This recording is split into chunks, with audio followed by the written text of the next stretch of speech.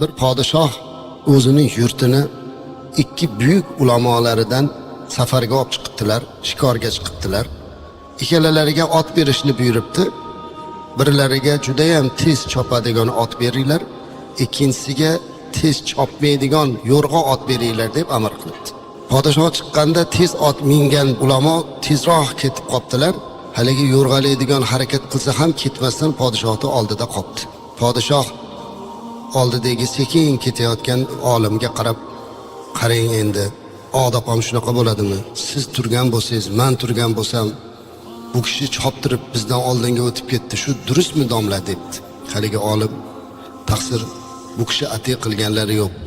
Bu kishi shu darajada olimki, shu darajada Allohning oldida fazilati ulug'ki, tagidagi ot o'zini boshqara olmasdan yugurib olib ketib qoldi. Bu kishining unaqa niyati yo'q debdi. Shunaqami debdi-da, podshoh o'zi tezlashib u kishidan o'tib oldinda ketayotgan haligi avvalda ketayotgan domlani olimning oldiga borib, qarang, siz oldinda, men oldinda, narigi kishi o'zini ko'rsatib olimman deb sekin viqor bilan kelyapti. Shu durustmi debdi. Taqsir, u kishida shunaqa ilm ko'p, shunaqa taqvo ko'p, shunaqa bir fazilat ko'pki, ot ko'tara olmasdan yura olmayapti debdi. Shunda podshoh yig'lab, yurtning ulamolari bir-birini shunaqa hurmat qilar ekan, men yurtimdan ko'nglim tinch. Bu yurtga balo kelmaydi.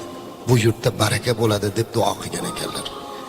Agar ulamolar bir-birlarini mana shunday hurmat qilsa, bir-birini orqasidan faqat yaxshi gapni gapirsa, bir-birlarini kamchiliklarini berkitib, bir-birlarini yaxshiliklarini, fazilatlarini ochib, haqqiga duo qilib tursa, bu yurt albatta barakali bo'ladi.